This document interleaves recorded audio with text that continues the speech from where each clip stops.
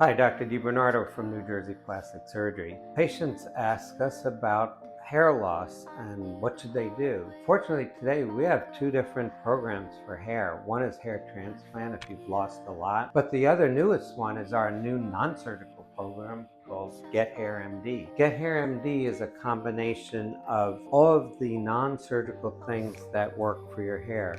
We have powerful lasers here in the office. We drive molecules in, growth factors, and then we have all your home products, your shampoos, your serums, even a laser at home that you use.